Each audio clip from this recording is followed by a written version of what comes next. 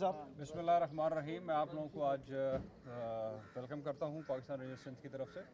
अब से कुछ देर पहले पाकिस्तान रेंजर्स सिंध ने एक टारगेटेड सर्च ऑपरेशन किया जो कि अजीज़ाबाद के इलाके 90 के बिल्कुल एतराफ़ में करीब जो है ये सर्च ऑपरेशन किया गया।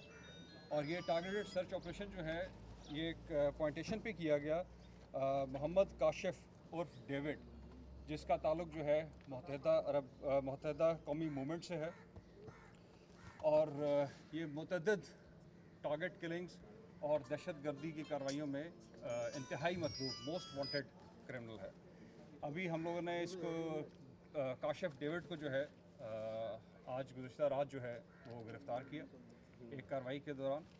और अभी मैं आपको जो उसकी पॉइंटेशन की है उसमें काफ़ी तादाद जो है असलहा की, जिसमें क्लाशनकोव्स, LMGs और काफ़ी RPG-7 और जो एमुनिशन है वो उसके रिकवर हुए हैं।